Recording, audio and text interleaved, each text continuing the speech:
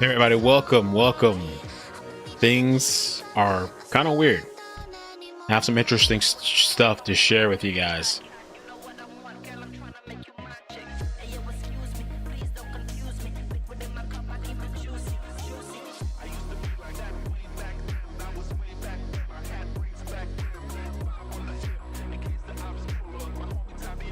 Interesting information. Were the girls really found or not? There's two people that said they were, but now the reports are saying they weren't. So I don't know. Doesn't make any sense to me. I'm gonna show you guys. It's crazy.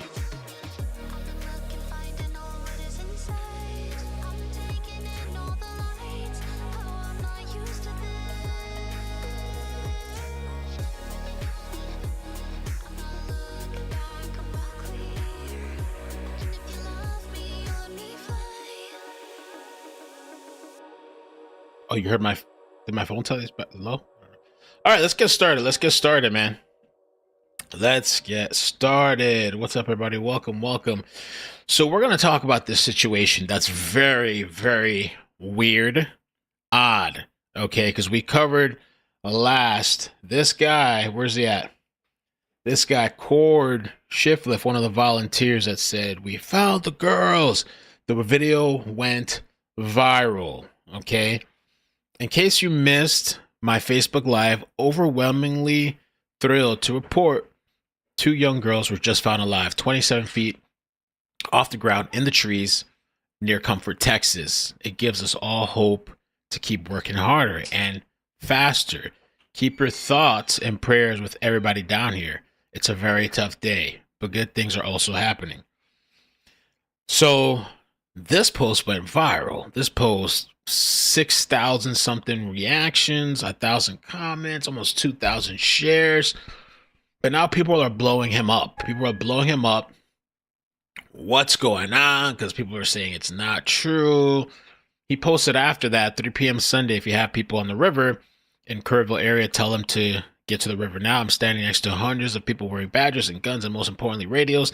They have confirmed a wall of water is coming down the North Fork of the Guadalupe River. We are in Kerrville on the main river, upper river, a few miles in Hunt, which is where the river splits to the North Fork. So he's here posting like normal. And then over here, let's take a look at this video. 2 hours ago, water coming down the river, had to run to high ground. This is the guy that reported and said, all right guys, I'm totally out of breath. We just got a notice that there is water coming down the Guadalupe. You've never seen people move as fast in your life, but that word came from all of the very official people that we have here in helmets and shirts wearing badges, so we don't know what it means, but they said water's coming down and everybody get up. I thought it would be a good chance to show you all the people that we've got assembled here. This is the little road that goes down to the big working area, but I can't turn the camera around. Anyway, back here you can see these are all the volunteers that we've assembled today that came up to get some food and water until we wait to figure out what's happening and when and if we can return back down there. But people have showed up in droves. So many brought chainsaws, which we needed. Thank you. We were able to procure about a dozen more that we ran out and bought. So we're making good progress. Turns out we have kind of been working more of a graveyard than we expected we were, and so we're not allowed to work in those areas while the dogs and the real search and rescue guys are doing it. So they keep pushing us upriver, and we've been working new piles. So anyway, that's what's going on here. So we're on break for a while. We may be done for the day, I don't know. 100. So thanks for answering the call, and we continue to do good stuff. So he's out there with the search people, right? People are blowing him up. We were told in Beaumont that the story of the two girls in the trees were rescued today is false. Blowing him up. But he's just continuing like nothing's happening, right? The world is like falling apart. But yo, what's going on? You said two people, hope, light. I was so excited. He goes on to post, 4:30 Sunday, they have cleared us to go back into the riverbed and continuing clearing up debris. We have chainsaws going like crazy, machinery pulling out huge tugs of debris, and cadaver dogs working alongside. It's surreal. There's a good feeling knowing There's a good feeling with everyone knowing we're able to help and make a difference. My phone has absolutely exploded. I cannot begin to answer the calls or texts. You should probably answer one of those calls. Everything I'm putting on here as far as what's needed and how to help.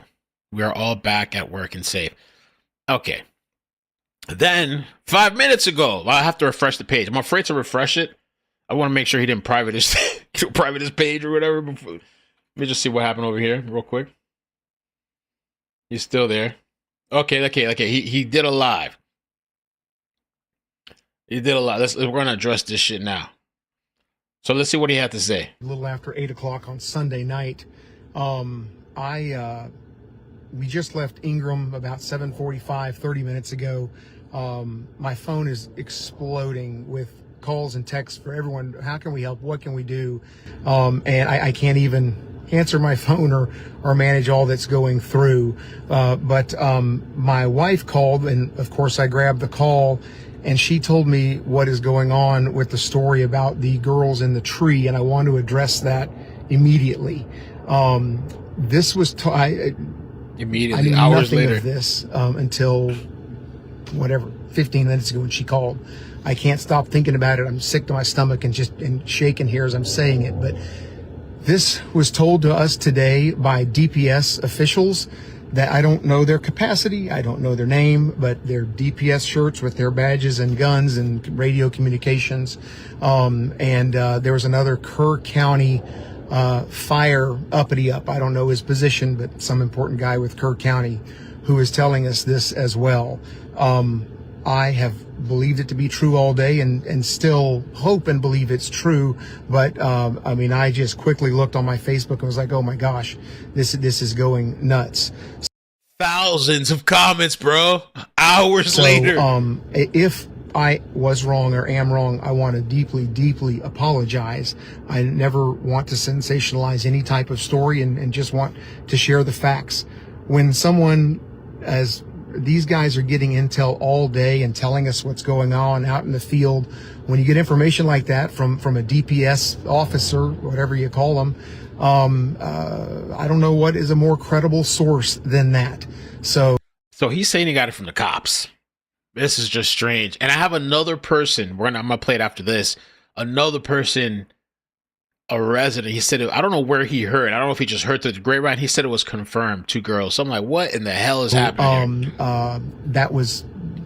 here? All of us, it was told to several of us by these people. And we have celebrated that all day long, and it sounds like falsely so. But again, I don't know what to believe. I haven't done any of my research other than what they told me. So I need to dig in on this myself. There's so much fake stuff, wrong stuff that goes out. We said, come help us today with chainsaws, and some woman blew up my page with, you can't go with chainsaws, you'll be arrested, it's illegal. And I asked the guys this morning before we started, I said, hey, can we use chainsaws? We heard this is illegal. And they were just like, where do you get this information? Of course you use chainsaws. Go out there and do your work. And again, these are sheriffs' badges and guns. And we believe what they say and do what they say. So anyway, I just simply want to apologize if that is wrong, but I mainly want to let y'all know where the source was that it came from with me. And was I too quick to share it? I don't know. I was so excited. It made my whole day knowing that had happened, and I'm still going to hang on to hope that it was true. But I have no clue, and I have no clue how to verify the source. But I didn't want to type this. I wanted y'all to hear my voice and understand the sincerity behind it. It's weird, man. It's very weird. If that was wrong, the last thing I would ever want to do is give any false hope to any family hanging on to something. But the detail they gave us, we were in Ingram, which is between Kerrville and Hunt, and we were told that these girls were found in, and I can't remember now if it was Comfort or Center Point, but I don't even know where those places are. I've seen them on a map, and I know they're somewhere downriver, but they told us it was 6 miles downriver. They were 27 feet up in a tree. They gave us incredible details. These are not details that I would know to make up, or wouldn't even know how they would be accurate. I don't know if they're accurate. I assume Comfort or whatever is 6 miles down the river. So anyway, I don't want to hound on that, but it is very much wearing on me. I listened to the first voicemail on my phone, and I've got 60 of them, and it was someone that said he's going to ruin my entire business. So he just for sharing that, and just please, I hope those of you that know me and know my heart, that is not my goal. That's not what I'm here to do. I want to share what's happening and share ways we can help. When we got that, just everyone working just had this incredible burst of excitement that we finally had some good news, because what we're doing is surrounded by bad news and devastation. So anyway, to just kind of move you all on and move you through what we did today, I couldn't even count the number of people that showed up. Thank you all for being there. I would guess we had somewhere between 100, 150 people that came. A volunteer brought these unbelievably huge, I'd call it excavators, but just these claw digging machines that pulled the debris back. But they would get the claws and pull the debris back, and then they would send the cadaver dogs in to sniff around.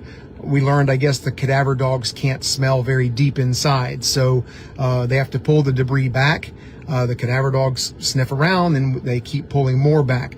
When they pull it back, then that's really when we get a hold of it and slice it into small, they'll cut up the wood and debris into smaller pieces that can be managed and then sorted and thrown out and removed. Nothing got removed today. We're hoping we get some dumpsters tomorrow and can get that stuff removed and off the property to clean up.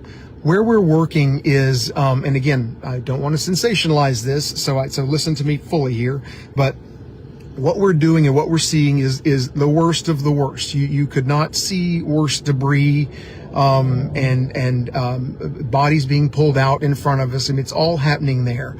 So it's as bad as you can see, and we're working in, I don't know, a 300, 400, 500 yard area. There are miles of the river that have that just all over it. And so just to think that the amount of work we're doing for such a small section, and that stuff is just littered up and down miles and miles and miles of the river. I don't know how in the world they're going to clean it up. But the agencies that I remember that we saw today, I just never knew that all these agencies did this much type of work. But the DEA was there, DPS, all kinds of fire from all kinds of counties, all kinds of states, even a Mexican, from Mexico, fire truck was there. They didn't speak English. The driver did, but no one else did. And they were there helping do what they could do. We had SRT, which is the search and rescue teams. There are several others, but those, and of course all the local police and stuff. But I would guess we had another at least 100, if not 150, uniformed people all around us all day long. So, it was frustrating because we would be getting so much work done. Then we got the report that water was coming down, and they pulled us off the river. So we just sit there twiddling our thumbs for, I don't even remember, maybe 2 hours. Then they finally got the call that things were okay, so they sent us back down.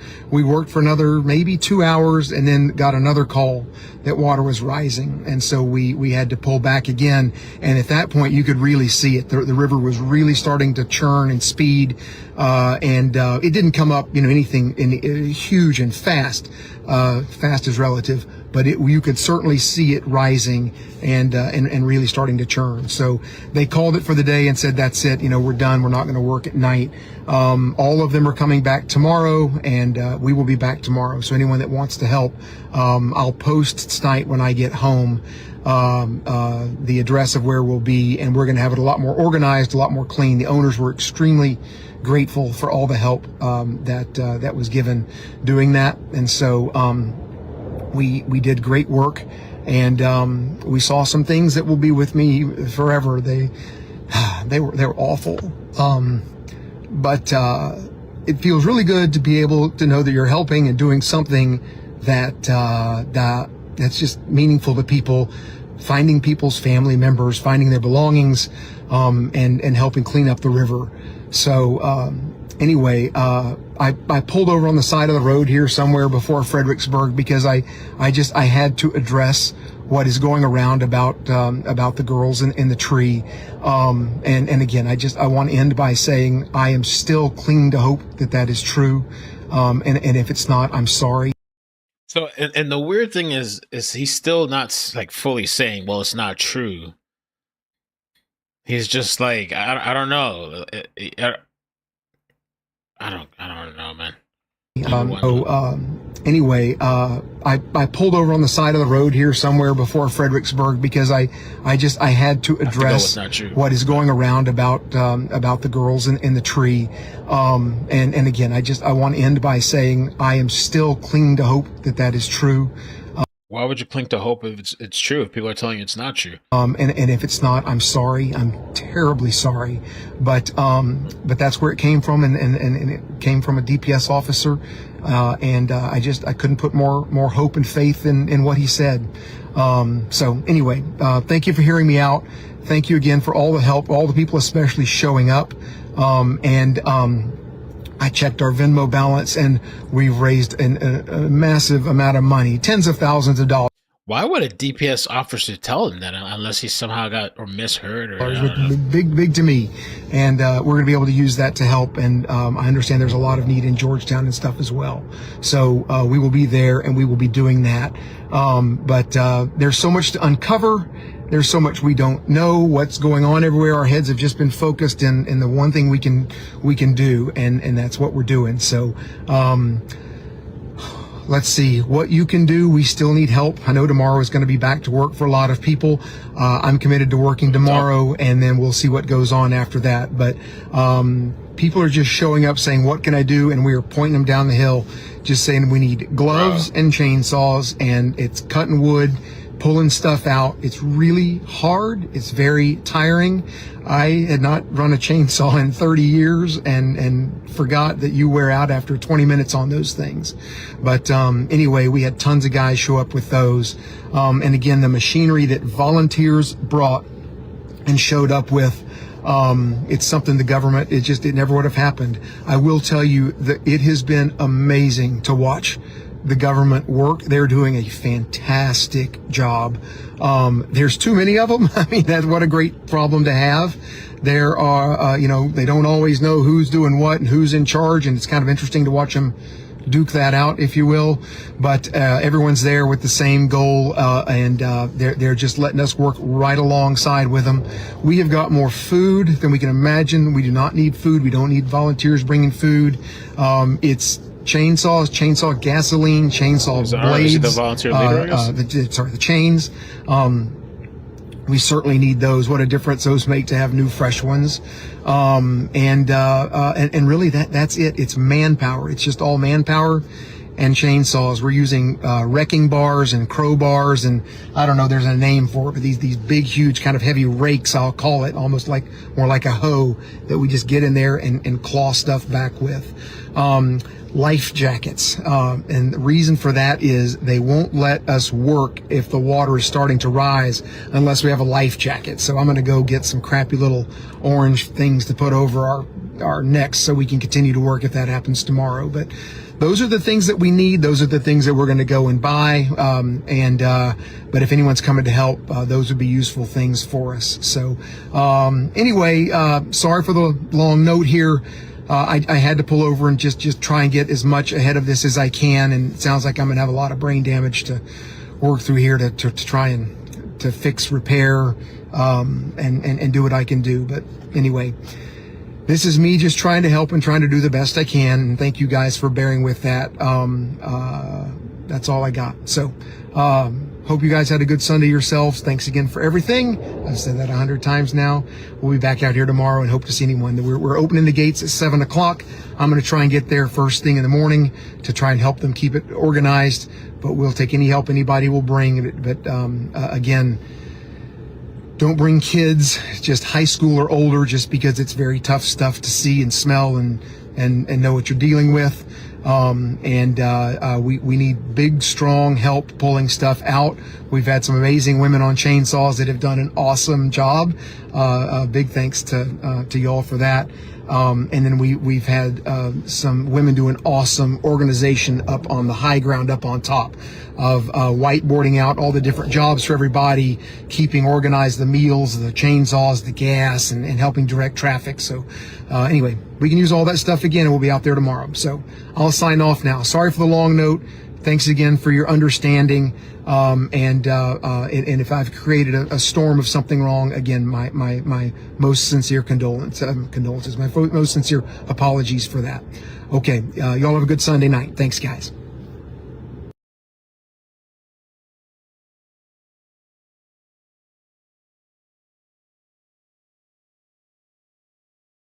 I was muted. So yeah, very, very strange. He says a DPS officer told him that. And then there was a lot of backlash. This was a pretty big deal. This is a pretty big deal. So I guess it's not true. Sam says like it's not true. There's no confirmation. And I guess he was just trying to. Somebody told him this. He got very excited, and everything went crazy from there.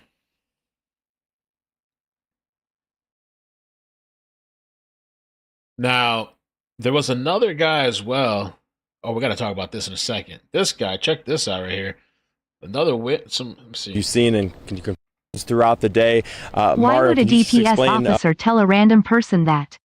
And he's the only one reporting that. I really hope he's actually there to help and not for anything else. Keep up the good work, Mel. Appreciate the 5. Well, check this out. And Layla found this. Check this out. What's been going on throughout the day, and what have you seen, and can you confirm that report about the 2 girls possibly being found alive? Yes, so I first answered the call from Josie Garcia, state representative from District 124, asking to round up any first responders, ex-military with any type of experience they can bring to the team. We got boots on ground here, and as soon as we devised a plan and started kind of searching this little embankment, we ran into some property owners that were assessing damage kind of for the first time. And we did get confirmation that the 2 young ladies that were found alive were actually in a tree just across the river here. That's great news. Yeah. What was it like when you heard that they might have found some girls that have been alive, and what's kind of been the emotion through the day? It's a miracle. I mean, it's been 2 days, and when you're doing these kind of missions, it gives you hope. It gives you hope that there's possibly people out there, other kids, other family members, sons and daughters. So I don't know where he got that from. I don't know if somebody heard this original guy and went with that. It sounded like somebody had told him since they confirmed the girls were found there. It's very strange. It fuels us as a rescue team, or just gives us that hope that gives that push to continue going through. I mean, it's even though the water has receded, it's pretty slick conditions, and we try to do the best what we can with the tools that we have. And at the end of the day, we're just trying to help the community here. You guys are doing amazing work, and what's kind of the plan for the rest of the evening into tomorrow? Do you guys know what you're going to do? You're going to stay out here in this particular area of the river, or what's next? No, it's so we actually got pulled from our mission. The local authorities came through and did give us a heads up that the water conditions the water levels were going to rise. It was already slick before it started raining, so it's even harder. So at this point, what we did, we had a bunch of donations that were collected earlier today. So we drove out to Kerrville to the American Legion there, post 208, delivered the goods, and at that point, we pretty much called it a day. So again, I don't know, man. I don't know. So I think we're going to leave that part of the story there. It's just kind of weird, mysterious. Oh, no, there's another part to it, too. Okay, hold on. Let's just... This, I want to hear this part again. Mario, can you just explain what's been going on throughout the day, and what have you seen, and can you confirm that report about the 2 girls possibly being found alive? Yes, so I first answered the call from Josie Garcia, state representative from District 124. State representative. Asking to round up any first responders, ex-military with any type of experience they can bring to the team. We got boots on ground here, and as soon as we devised a plan and started kind of searching this little embankment, we ran into some property owners that were assessing damage kind of for the first time. And we did get confirmation that the two young ladies that were found alive were actually in a tree just across the river here. That's great news. Yeah. What was it like when you heard that? I don't know. Very strange. Very strange. And so, this guy here, he's the one that wrote this. He's a part of this company here, the Kerr County Lead. And so the Kerr County Lead, as well as me and other people, reported based off I of this apologize volunteer. for the false info, but here is my Venmo. Now send me money. Joe, thanks for the 5. The miraculous story of 2 girls found turns out to be not so miraculous.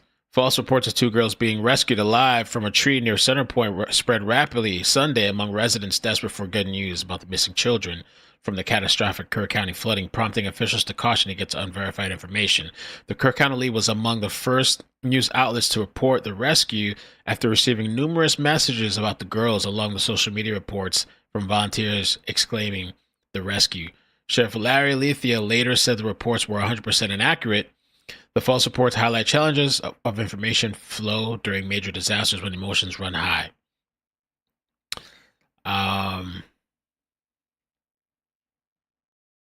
Okay, so let me show. He did an interview. He jumped on News Nation. Check this out. Okay, I want to bring in now independent journalist Luis Emestoy. He is in Kerr County right now and owns the Kerr County Lead, keeping those in Kerr County informed. Thank you so much for joining us. I want to ask you, how are you doing? Where are you live from? Are you hearing anything new about these new flash flood warnings?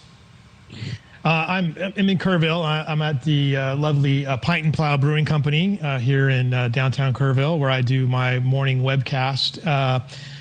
First off, I got to say this. You ask how I'm doing. I'm kind of sick right now, to tell you the truth. We had a story earlier in the day that, I fell for it, I guess. We had the sourcing on it. I felt comfortable about it. And you've been in these situations before where our officials can only give us so much, and you feel good about your sourcing on this, and it turns out to not be true. And this story that we had of 2 little girls that was somehow miraculously found in a tree 30 feet up is not true, unfortunately.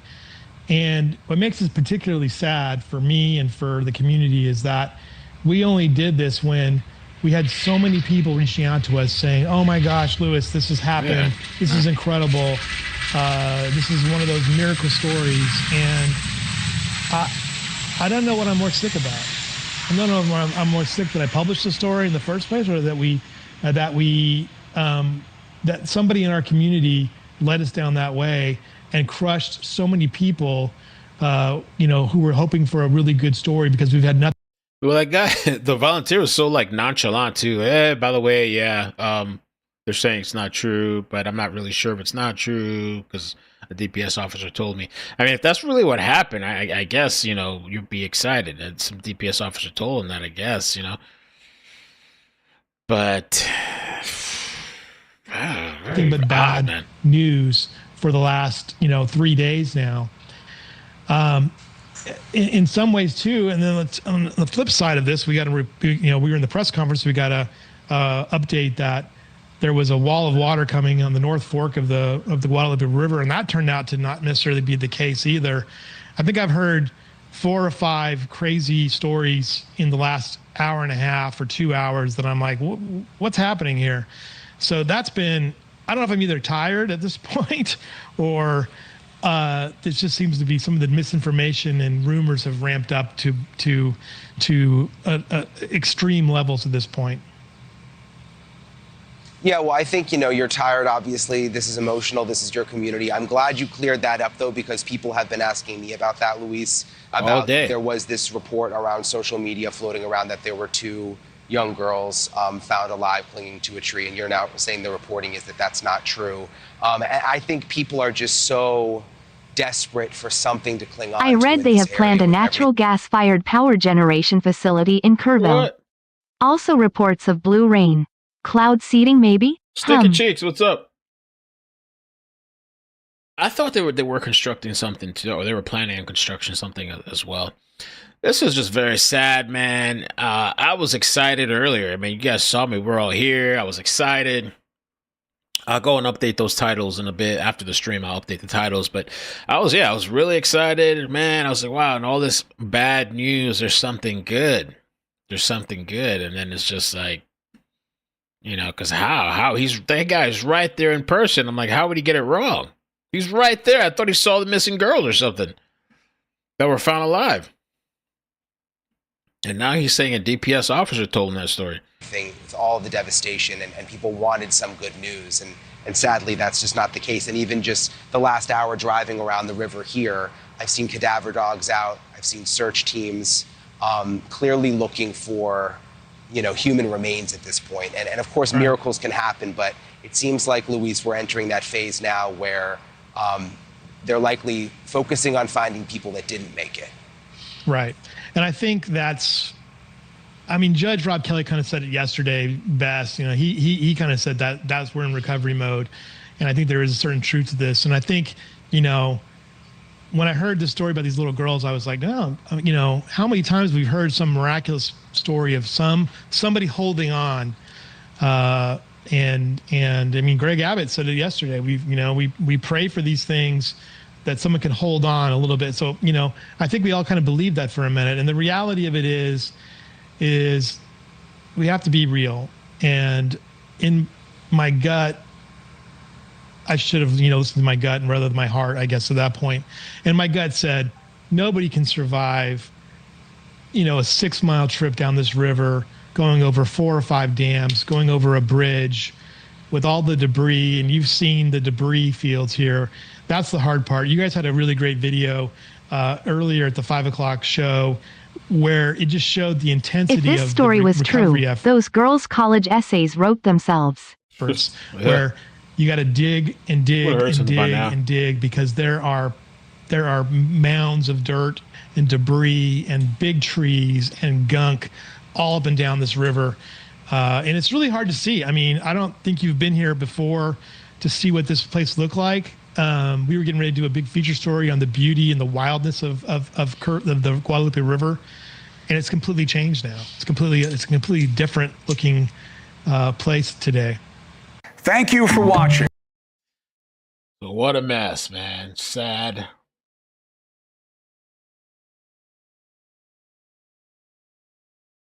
Now, the other thing too, there's apparently a cop that's missing.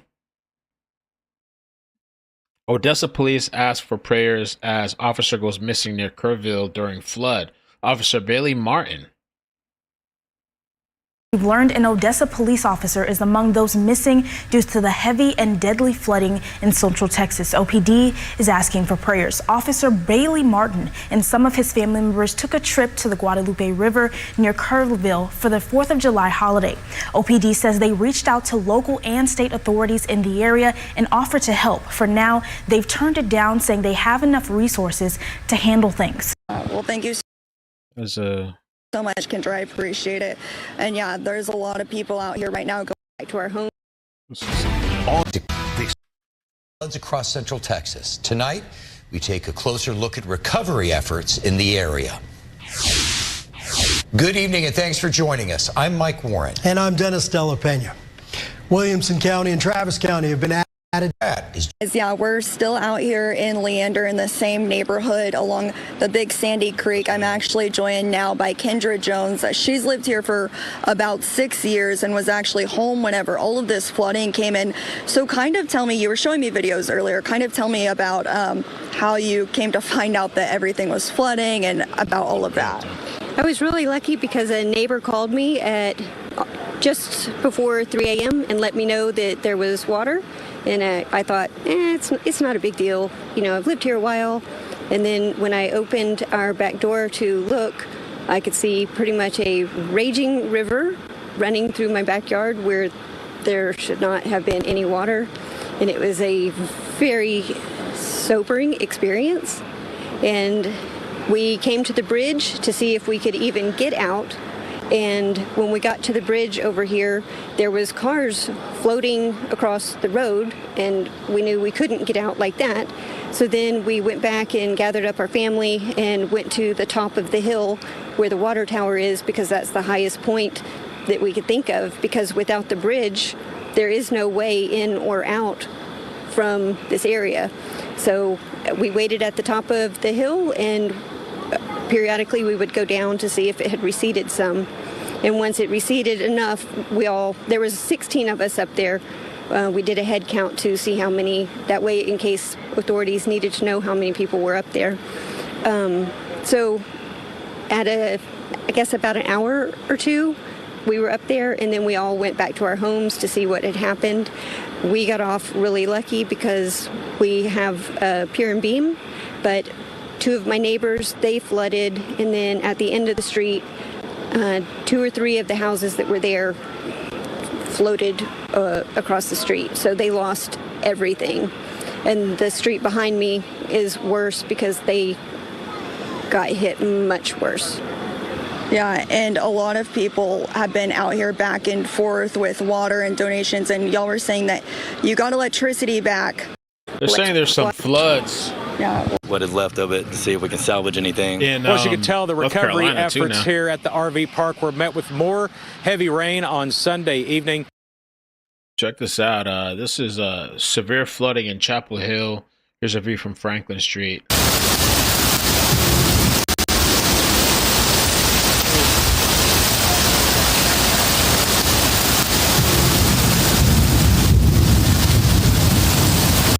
Uh-oh. River has lost all restraint, ripping through brush and racing across roads. Debris swirling in the flow, and what was once a recreational spot is now unrecognizable. As to the rain tonight, Fox 7 Chief Meteorologist Scott Fisher has been tracking that. Scott. Hey, Mike, it has diminished for sure. There are still some downpours out there, and there may be yet a few more showers as we get into the overnight, but the trend is certainly somewhat drier. Here's Max Storm Radar, and it just... Okay. So a little update, too, from the lady that said don't save or help those kids because they're white. And she was pretty much going off and snapping, and they shouldn't help those kids that are dying or rescue them. Former Houston mayoral appointee rages at flooded Texas girls camp for being white only. Former Houston mayoral appointee raged at Texas girls camp for being white only hours after deadly flooding ripped through the facility, killing at least 5 little campers. I know I'm going to get canceled for this. We covered this already on the second channel. They don't even have a token Asian. They don't have a token black person, blah, blah, blah. If you ain't white, you ain't right. So she was snapping Sade Perkins, saying all this stuff about white people, and she's married to a white guy. And Perkins was appointed to the city's Food Insecurity Board by former Houston Mayor Sylvester Turner in 2023. Her term expired in January, and the Houston Mayor John Whitmire said Sunday that he has no plans to reappoint her, particularly after her deeply inappropriate comments. Girl, you brought this upon yourself. Freedom of speech doesn't freedom of consequences. Consequences for what? Maybe it was God's will to wash them little, I don't know, CUNT away. That's how that lady feels. She was laughing and basking and thinking it's funny that these kids have passed away. And I just saw this comment tonight. I didn't even see that comment earlier when I covered it. And so they're looking into her. But I think the thing with that chick is that she loves the attention. Even if it's crazy bad attention, she loves it. She never got this attention in her life. She's always been feeding for this kind of attention. It's the first time in her life. Here's her TikTok. Y'all called the fucking news on me. I wasn't going to post anymore. She's always wanted this. But I think it's really funny how my little voice and my little 7,000 followers has garnered enough attention to where y'all want me to make a public statement. And I gave one. I definitely gave one. Wouldn't have been my first time having a news interview. If you look up my name, and I'm sure y'all have seen it, I have, you know, tons of news articles written about me and the work that I've done. So she's disabled comments, as you can see. Comments are disabled. Okay. She asked me for a statement. I gave her one, and I told her what it was. And I think that this is like, on one hand, it's definitely funny because I'm over here kikiing for sure, but do not negate the fact, all right? These are white people using their white power, all right, to try to bring me down, I guess. But the fact that it's just not working is even more hilarious. Y'all have called Princeton. Mind you, my fellowship with Princeton was 2 years ago. The work that I did is already done, and the money that I've been paid has already been paid and spent. So that's done. So reaching out to them is doing absolutely nothing. I mean, you're just making your fingers sore typing all the letters. And when it comes to our Houston Food Insecurity Board, I'm probably going to make a separate video about that because I got a few choice words for Mayor Whitmore. Again, y'all called the mayor's office. I have not been on the Food Insecurity Board since January. So, again, you've done nothing but make your fingers sore. And I will do another video. Very, very nasty woman. But I could tell, like I said this in the earlier streams, I think she's just loving the attention. Doesn't care if it's negative. Just loves that all the eyes are on her and stuff, you know. But let me just say this. Ever since we've gotten this new mayor, Mayor Whitmore, and I have spoken about him before, he is a total piece of fucking shit. Ripping out the bike lanes. The Food Insecurity Board was established by Mayor Sylvester Turner before he passed away, and once it got transferred to the hands of Mayor Shipmore, nothing has been done. I sat on that board for a little over a year, and we put forth propositions and plans and things like that, and no action has been taken on any of them, and I do not expect any to be done at any point in the future. When I was running my farmers market, because see, I do real work in the community, unlike you MAGA Twitter warriors or whatever.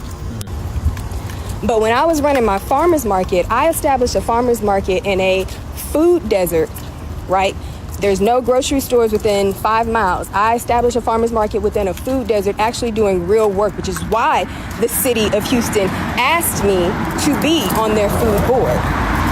But then, once the regime change happened and Mayor Shipmore has been in office, like I said, absolutely nothing has been done with the board.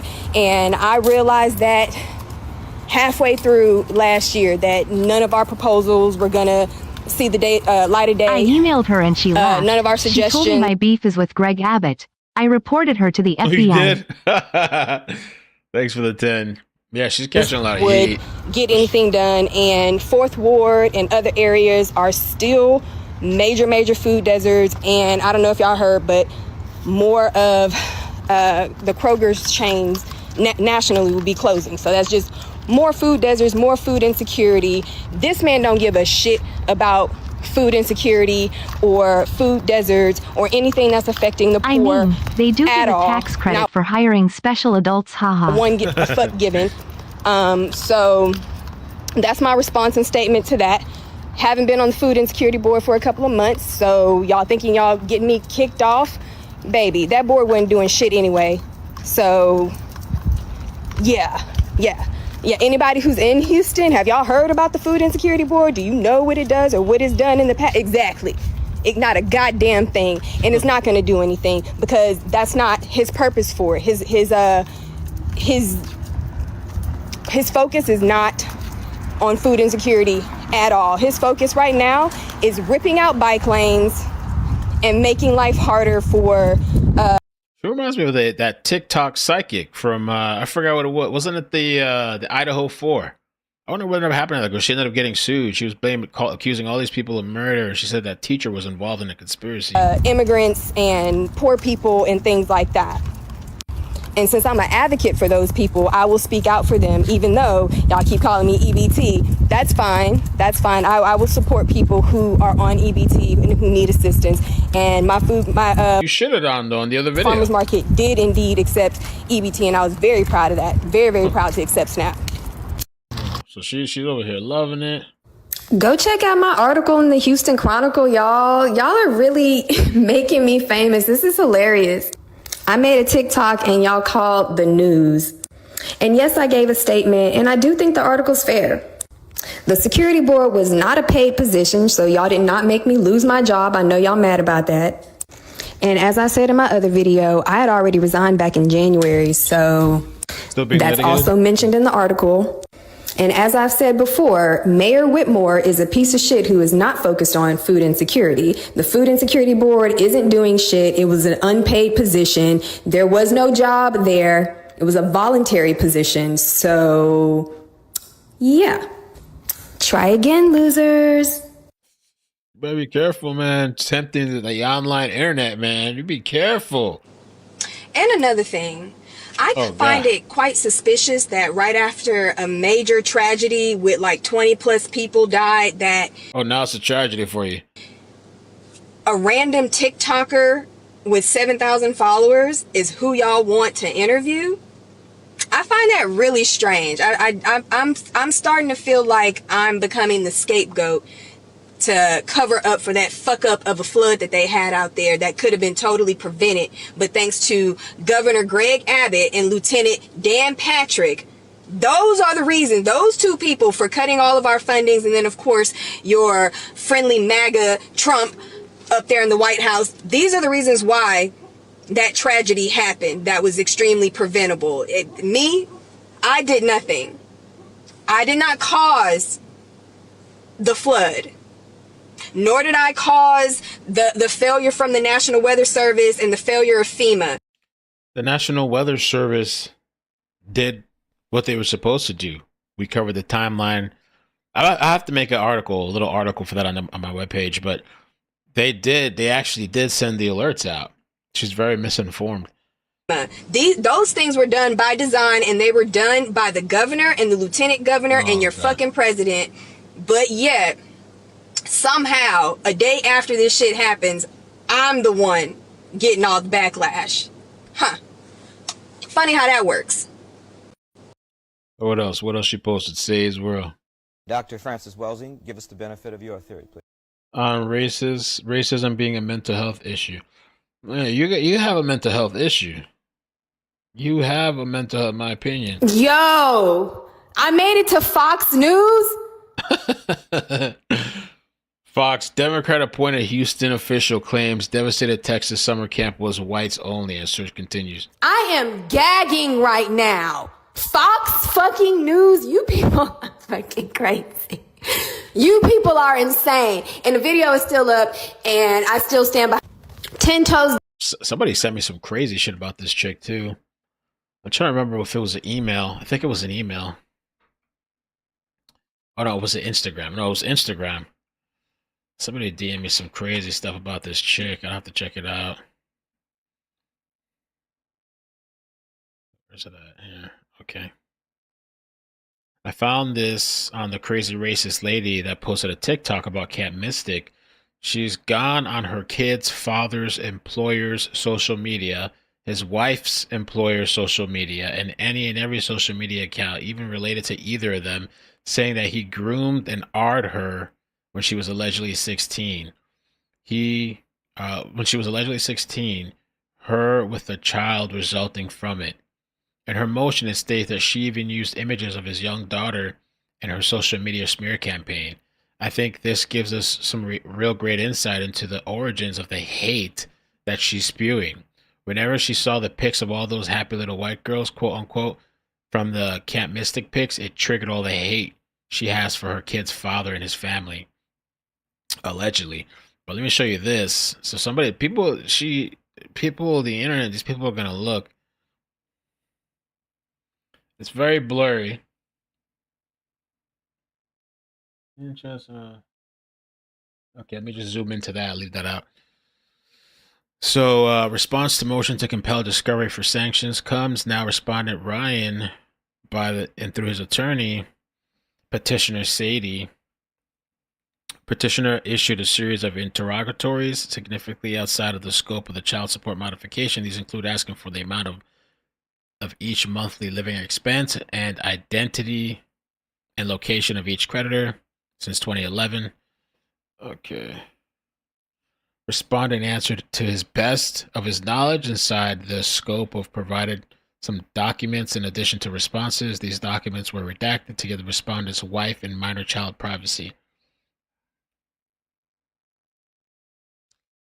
Petitioner has engaged in a full-scale campaign of harassment and public disparagement against respondent. Petitioner has made claims not supported by evidence and used pictures of respondent's minor daughter in her social media videos. Respondent has publicly shared petitioner's home address with her followers and posted her incorrect claims in a neighborhood group that respondent is a part of. Further, she has publicly commented on social media posts from respondent's wife, employer disparaging respondent's wife. Given these facts, respondent is not comfortable turning over further documentation without temporary mutual restraining order in place.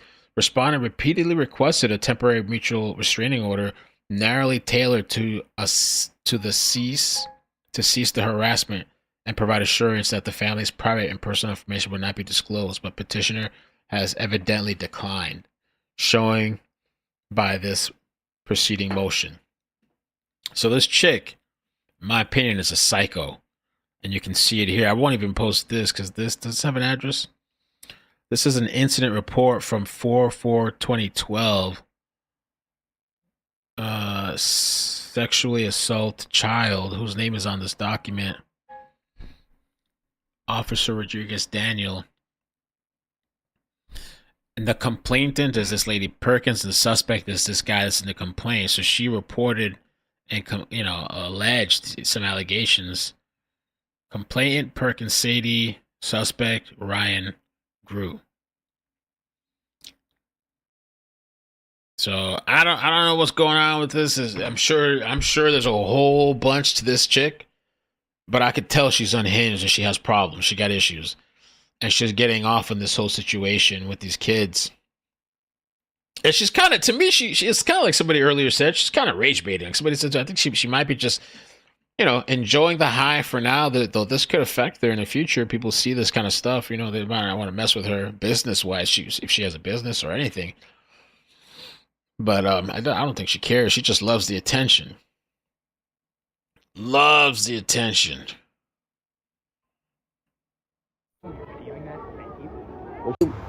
Should be most likely. That's the original video.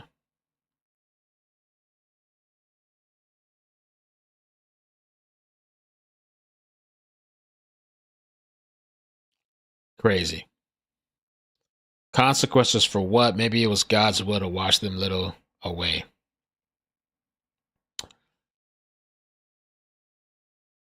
Poor Perkins seemingly energized. That's what I'm saying. Seemingly energized by the hate she was receiving, pushed back with another video.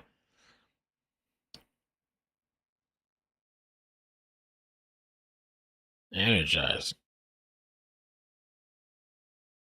Perkins lamely added that she still hopes the missing campers are found. That's bullshit. So that's an update She's to that. cuckoo for Cocoa Puffs. Yeah. That's an update to that. Just a vile, bad person with a lot of issues in her life, and now she's getting the attention that maybe she's always wanted. Let me check. Oh, the death count sadly went up to. I saw different numbers. Let me just double check again. I saw like 80, 81, 82, 83. And now there's a flood in North Carolina people are talking about. The last update was 25 minutes ago as far as Texas. By 8:30 p.m. local time, thunderstorms and the threat of flooding has shifted east from Hill Country to the Interstate 35 corridor between Austin and San Antonio area. We're definitely seeing an uptick in thunderstorms in Bexar County, home to San Antonio. At this time, for additional flooding has decreased across hill country. Okay.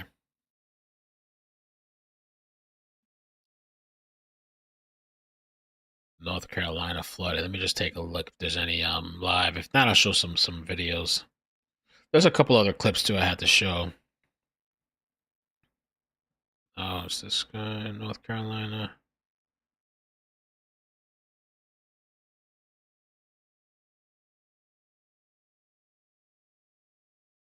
North Carolina. Texas camper survivors. Listen a little bit to this.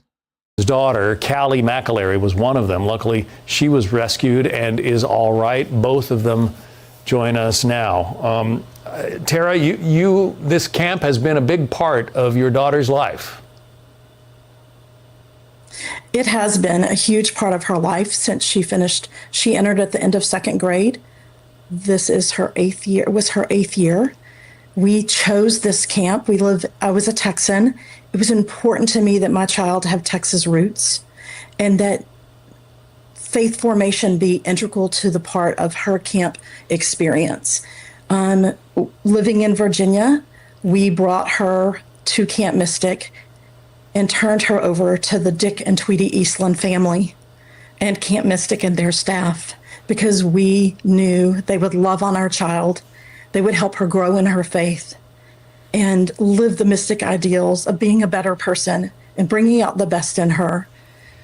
And we are so devastated by what has happened, but truly grateful and thankful to the Eastland family for all they have done and all they have given as a family to save the children that they could. It is devastating for us and for the Mystic Sisterhood to have lost so many children and for so many children to wait. But we are here today because we feel as though it is so important that this story remain in the news. There are children out there that need to be found. And we want the EMS and national federal services and the state services to continue to stay on the job as they have said they are going to, because we have children that need to be found and need to be reunited with their parents. And we are a truly blessed and fortunate family. And we want the same for others. We want those children to be found.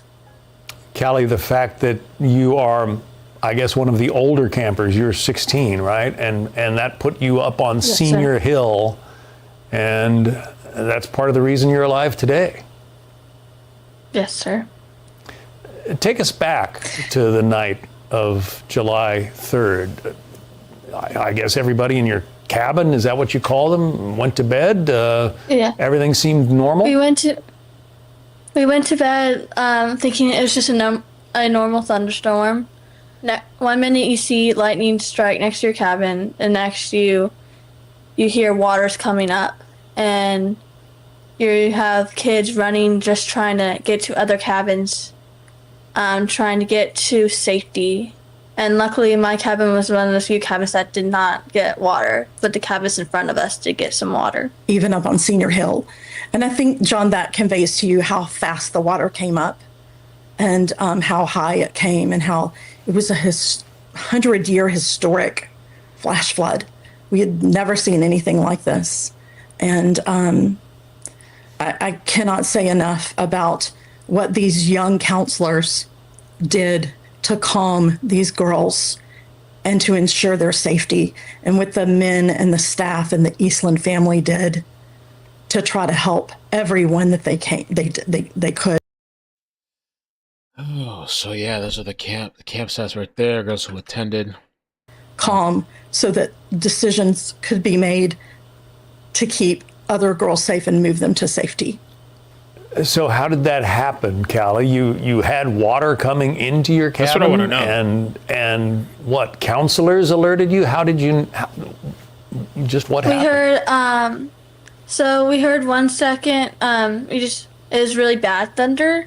Like I woke up to a big giant sound of thunder and lightning striking. We had one of the campers run in and say, "Hey, our cabin's flooding, and we had some cabins. I knew some girls slept on trunks that night. Some girls had to share beds. Some girls slept on floors because they couldn't go back to their cabin. Praying for all those that will suffer from survivor's guilt. Disappointed. Yeah. It was so flooded in 3 cabins. And the next morning, we had some of the older girls went back to their cabin to see if they could find anything. I remember one girl walked out with her Bible, and she was so happy just to have her Bible. It's my understanding that you put on your name tag in the middle of the night. What was that all about? I put on my name tag because I didn't. Yeah, I heard about this. I was scared that if water's coming out next to our other cabins, that our cabin might be next. And I just put it on just for safekeeping, saying in my head I was saying, if something does happen and I do get swept away, at least I'll have my name on my body. I want to say something about that as a parent. My husband and I are both Department of Defense. I'm a retiree, and we have both spent many times in war zones on behalf of this nation. And we have spoken to our child more times than I can count about how to keep your child safe in an environment. This was not an environment we had ever thought we would have to prepare her for. And that comment to me as a parent when she got off that helicopter and finally came into my arms, and I saw this name tag on her, and it was the camp name tag she was issued on the day she arrived. It resonated with me that somewhere those little lessons that we gave her as parents years ago and throughout her life resonated with her in that moment. And we're just so thankful, but so devastated for so many families and her friends that are missing their siblings. She's missing her friends, that there are no answers. We just ask that we keep God's light in the middle of this incredible tragedy, and that we know He can give us miracles, and we just have to believe that these children and these families in Kerr County, there are so many lost, that we can recover these bodies, that we can recover those that are still clinging to hope out there. And we're just so grateful and thankful for all that the National Guard has done, Kerr County sheriffs, police, emergency management services, the governor, the federal administration, to continue to stay on the job day and night. It is what it will take to get to that point. And we know we have months ahead of us to help our child, and many will need help. This is a lot emotionally for anyone. And it's something as parents we owe our child to try to be strong for her and to ensure that she also has the help she needs moving forward. Yeah, Callie, you've had to go through a lot at a very young age. You've lost friends. Give us your final thoughts before we say goodbye about this experience that you've been through. I really hope those kids that are missing are found. I knew a lot of those kids, and a lot of those kids the night before hugged me before we all went to bed. And it's hard to think about that. One minute they were hugging me, and the next minute they could be gone. It must have been good to see. We will just continue to cling to our faith. Yeah, must have been that good. They will be found. It must have been good to see that rescue chopper coming in. The first responders were putting wristbands on the kids while they were getting rescued. Yeah. Thanks, man. Red Fox, thank you. Thank you for the 5. Yeah. I mean, here's another story. Layla sent this. Survivor. In the face of such tragedy, News one mother Nation. extremely grateful tonight as her 2 sons, who were at Camp La Junta in Hunt, Texas, during the terrifying flooding, are back. That our feelings with you tonight. Oh my gosh, it's heartwarming to see. What happened at their camp? Wow. What did they go through? I'll tell you, I've been holding them extra tight, counting the freckles on those faces for sure. When I got a text on Friday morning that there had been, a flood, we didn't really know how serious that was or was not. And, then a few hours later, another text saying no power, no phones. And we were at that point really wondering what in the world could possibly be going on. And so as I was checking the news, it became clear really quickly that this was a dire situation, and I needed to drive from Houston, which is about 4 hours away from Hunt, where Camp La Junta is. That I just, mama instincts kicked in, and I knew I needed to go. Yeah, I'm looking at the video. I think I actually drove over that same bridge today that you were driving over, and the water is still really high. So when you got there, I mean, you had to cross the bridge. What happened when you got there? Well, so that actually shows you what the water looks like on just a normal day. So that was video from a previous camp pickup. Braden has been going to Camp La Junta. This was his 3rd year.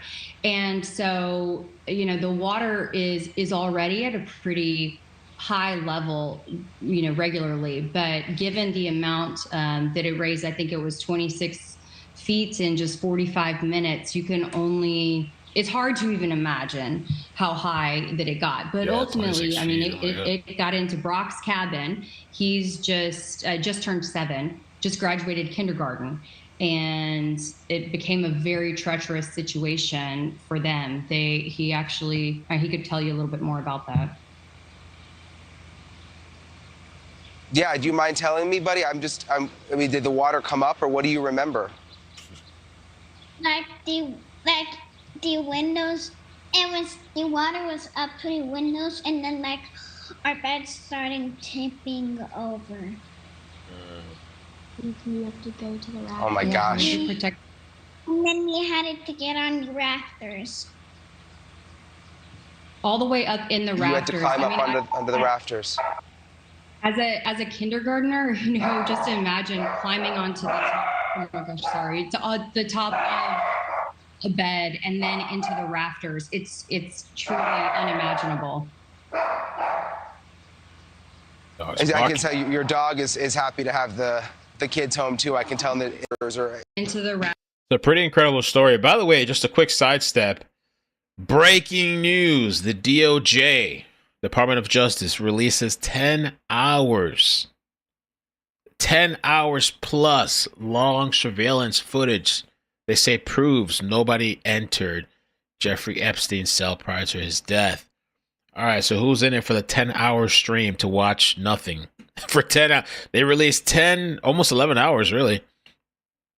11 hours to prove that nobody was involved in Epstein's death. It was him. There's a little timestamp at the bottom.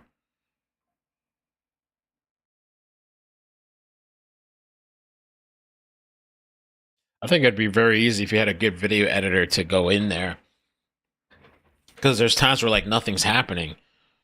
You could easily just copy paste frames, blank frames of nothing, while you still have the timer at the bottom going. You could still frames of the same area where nothing's happening. You could put still frame over video of somebody actually going in and out or doing something if you wanted to.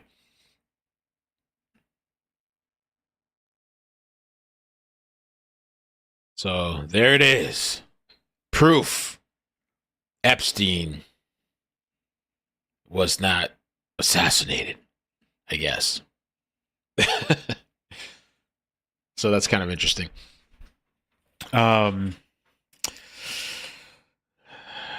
Once in 500 years, locals tell state lawmaker flash flood is the highest they've ever seen. Representative Verdell, it's good of you to be with us. We have hope that we can still find some people, as that time goes on, that gets slimmer. But I'd like to say that the state of Texas and the local officials, the way they have come together and operated, the hill country, it's not completely uncommon to have flash floods over the years. And we saw in 2018 near Junction, which was on the map earlier, pretty good flash flood came through and took a lot. I wonder if they found a body or bodies in a lot of RV campers away, but this is the worst one we've seen. And talking to the locals, we were just in Hunt, Texas on the river a while ago, talking to locals, they say they don't think this is just a generational. They think this is once in 500 years, how bad it is, that they've never, ever seen signs of it this high. We are looking now live at a car extraction. I'm guessing this is maybe from the Guadalupe River. I'm not absolutely certain of that. It looks like they got a tow truck on that car. They have pulled it out of the river, and now rescuers are looking inside. It is filled with mud and debris, so if there is a victim in there, we don't know, and we certainly won't be showing that. But it's what an astronomical mess. You have to hand it to the search and rescue crews who are doing a terrific job. I wonder if that was the picture of the same vehicle earlier. They were saying, let me see. There was a picture earlier. I wonder if that's the same vehicle. I don't know. It kind of looks like it, but it's hard to tell. I don't know if that's the same one they pulled out. Or is this another one? So this is a forward. Mr. Verdell, about going to work. Yes, sir. Our rescue crews have been working night and day. I was out on the river yesterday. There's a lot of places that we have to look, and so there's a lot to do, and thankfully there's a lot of great people there looking, and we've had even one of our commissioners was out there for the last 2 days on foot looking, and unfortunately they did find some people. We're still holding hope that maybe we can find some people that are unaccounted for that are still alive. Obviously, Americans are big-hearted people and they want to help. What can they do? That's the question I've been getting for 3 days now, and the best thing that we can have right now is donations. We need donations. There is a link. If you just Google Cross Kingdom Church Kerrville, that link should come up. Make sure that it is the Kerrville Church and donate to that link, and that money will be distributed out as needed for resources. This is not going to be done in even a week. This is going to be possibly a year-long process of trying to clean up how much damage there is. Yeah. More that you would like people to know about the Kerrville, how you would hope that people will help. Seems like, I mean, this is you don't want to be seen, but at the same time, it's nice knowing that the world cares about you, and Kerrville sees that. The hardest part with this right now is that, when you deal with a tornado, with a hurricane, the devastation is very localized. You're dealing with maybe a quarter mile with a tornado, whatever it is, diameter of area. When you're looking at this right here, we're looking at 60 to 100 miles of riverbanks and river that need to be searched. It's not just a town. It's not just a little bit of a region. It's a 100-mile strip of river, or 60 to 100-mile strip of river that have private property on both sides, that are inaccessible in a lot of ways on both sides and places because of canyons, because of hills, because of just the condition of the ground. And so the challenges we have as an organization and as we have as a state are astronomical. There's no, wow, yeah. I mean, there's no, they don't write a manual on this kind of disaster. Yeah, it's so widespread, and that's why you can understand why you've got. It happened. It happened in the middle of the night on 4th of July. It's a holiday. Nobody was expecting this extreme of rain, and people woke up and were just completely shocked at what had happened, and that's what makes it hard. And when you're talking about earlier too, people coming here for camping on the 4th of July. Those are the people here that are now, it's hard to account for them when it comes to figuring out who's missing, because it's hard to know for sure who was at each campground 100%. Right. Because a lot of times families go camping where they're going. There's so many things we're up against. Yeah. How have you been talking to your daughter about this? How's your 7-year-old doing? Luckily she's with her mom right now. So she's seen me on the news a couple times. She's, I've never been a parent to sugarcoat things about the world to her. I've been very honest with her about it, and let her know that, about kids dying, and that, the tragedy behind this, and, seeing the pain in her heart, because she felt that pain for those kids and for those parents. I hate it for my daughter that she has to feel that herself. Yeah, there's so many other stories just like that. And I imagine there's, some of that survivor guilt too for, you think about the campers that were able to get to the rooftop or the higher ground or other folks at the campsites. Two of the guys that I grew up in Austin, and two guys that went to Austin High at one of our friend high schools had children that were actually two of the kids that are deceased are friends of mine from childhood kids. And I just found that out a little bit ago, and when it starts getting real, when it really starts hitting home, there's a part where you start volunteering, you start coming out here and you start searching for bodies, and you do it because it's the right thing to do, and you have to do it because you're called to it. And then the reality kicks in of it. And, it's hard because you were showing those clips earlier. I made the mistake of watching the news earlier for a couple minutes. And I realized how much all of this is on how much this is on me and on everybody around here, and how much pain all those other parents are in. And I did some victim services yesterday, and the pain that these parents are feeling, the things that they're going through, there's not a word to describe it. And the hardest part that I've seen some of them go through too is, for a while on social media, there's a lot of disinformation out there. There's a lot of unknowns and a lot of people putting things out, and that was real hard on them. And now you're seeing everybody coming together, not because it was a devastation, but because the loss has become real. Crazy.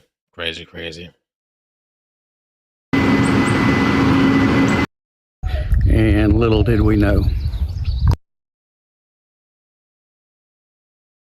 That's the camp, the oversight of the camp.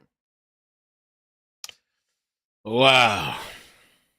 So yeah, the count is up to 82 people have died flooding across central Texas, 68 Kerr County, 6 deaths in Travis County. A week ago at Camp Mystic, I had 5 granddaughters in Camp Mystic, and they finished their first session and they're home now.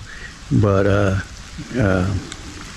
some of their friends were there for the second session, and my heart goes out to all those little girls.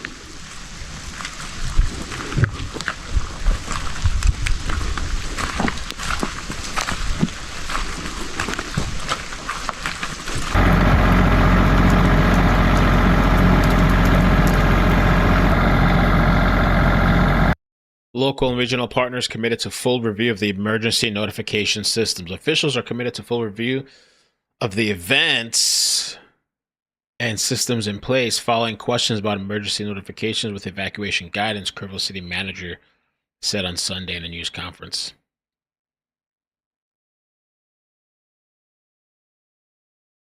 The National Weather Service warned of life-threatening flooding along with the river in a series of early morning alerts. However, questions remain about how many people received those warnings, whether critical vacancies at forest offices affected the dissemination of alerts. Okay. My next door neighbor was literally gone. The owner of Heart of the Hills Camp lost her life in the flood. My other friend and neighbor at Mystic, Mr. Eastman, Dick Eastman, passed away. Damn, a state of emergency declared in Moore County, North Carolina, as Tropical Depression Chantel makes landfall. State of emergency. So North Carolina, man, I don't know. It's got some weather. All this weather stuff happening. Looks like it's picking up. That might be the thing to look for tomorrow. North Carolina. I mean, right now it's kind of, let me see. North Carolina.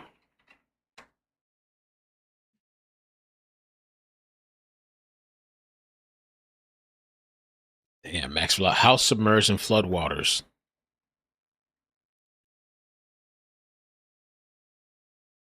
Wow. North Carolina. The end of times.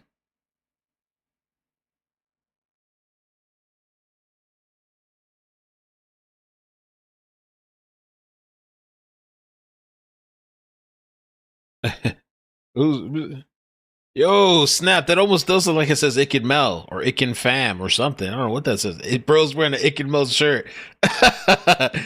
Yo, iCkEdFam or something, or that could say iCkEdFAG or something. iCkEd. What? I'm not calling him that. I'm just saying it looks kind of funny. Wow. I don't think North Carolina is going to be delivered. Mail is going to be delivered tomorrow. Oh, North Carolina is looking like a hot mess.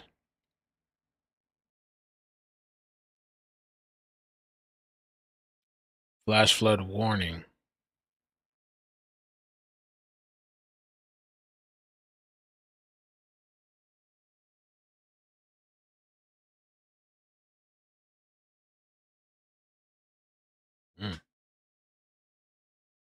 People wonder how the communists could be so callous to death and tragedy.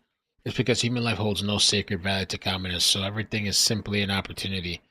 He is not stirred by the loss of human life the same way you're stirred when an ant dies. Damn. Oh, by the way, I think Trump has said he might be going Friday to Texas. Said something about how he didn't want to get in the way.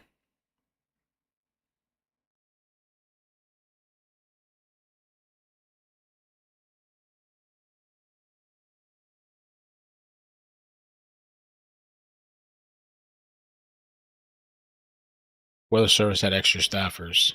Yeah, we covered that. Yeah, so we'll see what tomorrow brings. Monday, yo. By the way, yeah, it's Sunday night, right? Sunday night. 2 hurricanes last year.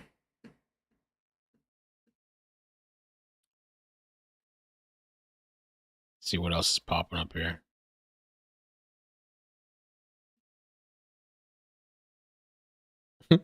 Does anyone have legit government link where the DOJ uploaded the government law?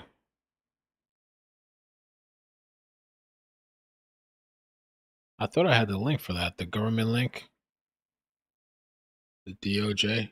Where was that? Or did I close it out?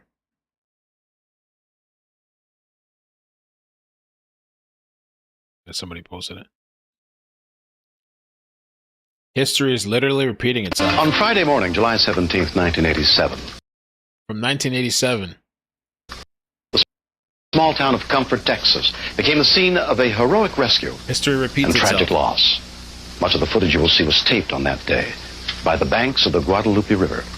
It was the day they were supposed to go home. The more than 300 children at the church camp were awakened early. The river was flooding. If they didn't leave soon, their buses might not be able to leave at all. They come in there rushing us up and everything, telling us get up, get packed and all this stuff, and everybody was asking why. They said we got to get out of here because the river was flowing over. We started going around the corner. We would go down the hill, then water started coming in the bus and stuff. We tried to back up, but then the bus got stuck, so they made all of us get out of the bus. And that's whenever the first wave hit us and started scattering people to different trees.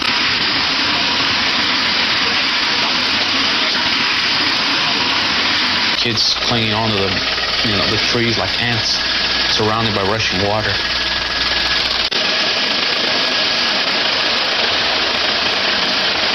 Chris Ray was the first to be rescued.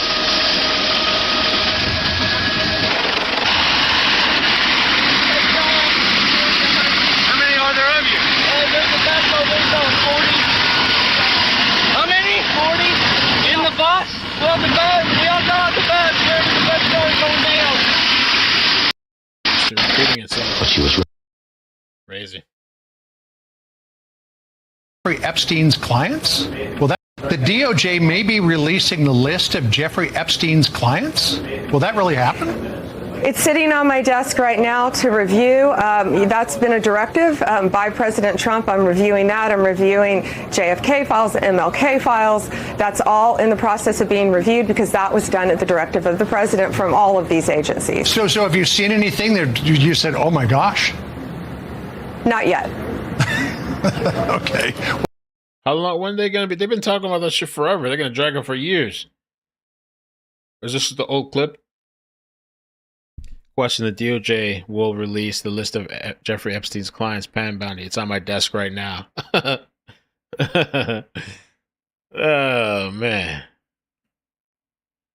the Epstein list. They tricked us.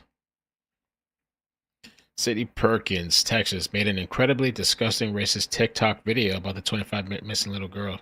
Since y'all got my live taken down, I guess I'll just chit chat in a video. I mean, I don't understand all this, extraordinary hate or whatever. Like, I get that white people are not used to people telling them and calling them out on their racism and telling them about their double standards and how you wouldn't give a damn about other children and how there's children in ICE detention right now who y'all don't give two fucks about. There's no prayers going up for them. But we're supposed to stop the world and stop everything we're doing to go and hunt for these little missing white girls. Again, I actually have empathy, so I can put myself in other people's it's you an empath. shoes and understand that that's pretty fucked up. But it seems like y'all don't get that. Y'all don't get that. Y'all don't have the empathy gene, for sure. It's very much lacking, and like y'all. That's crazy. All right.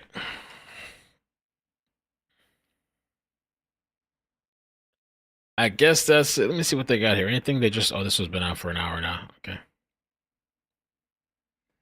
I guess that's it for tonight. Unless something crazy happens, I guess I'll see you guys tomorrow. To form in the atmosphere. Tammy, thank you for the 14 months. Let me see what you guys are saying. Man, what a roller coaster this whole thing has been. USA United, thank you for the super. Terry, Sticky, Suzanne, Joe, Terry. What a roller coaster this whole thing's been. It's crazy to see something like this in our lifetime. Something so drastic. Something to say is once in a lifetime, supposedly. I guess we'll see.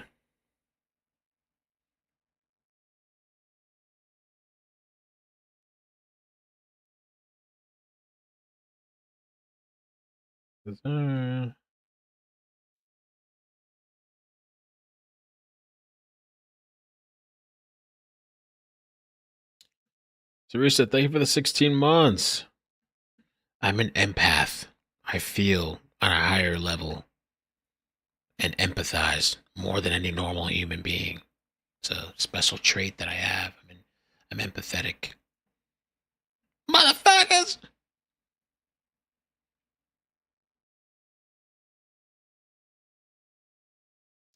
Crazy. I guess we'll see, man. I guess the toll is going to keep rising, I guess. Dad's gone behind the scenes is going to Kerrville, Texas. He's driving out there. He's a long way because I wonder if he drove from Cali.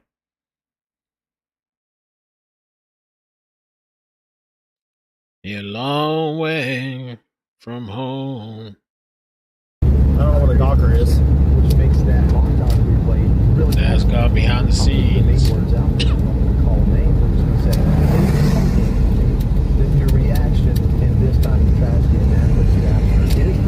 So this whole area right here was actually flooded out too. Look at this. Kerrville, Texas. Y'all want me to transfer y'all to? Oh, maybe not. Yeah, I could transfer to this channel. I don't know. Should we or just leave it tonight? I don't want to go in people's areas. Kerrville, Texas. Dad's gone behind the scenes. Oh, is this somebody else? Am I subscribed? There was one, I believe, 18 a.m. Flash flood, 5 to 7 inches. We'll come back tomorrow and we'll see if it's still there or not. 5 to 7 inches. He's there right now. I live on the river. If you tell I thought I was subscribed to this guy. That's weird. Or am I thinking of somebody else? 1 a.m. that there was a warning that said this is an emergency, and I don't know that it said evacuate. It just said it's gotten worse. And by 5 a.m. it was 29 feet higher. I don't know that there is an infrastructure. Yeah, that's him. Dad's gone live. For some reason, I'm unsubscribed. But he's out there in person, so or maybe tomorrow. Maybe tomorrow I'll transfer. Oh, this is second channel. That's why. Oh, okay. Maybe tomorrow then. If he's out there in the scene, out there in the whatever, we'll do a transfer tomorrow then.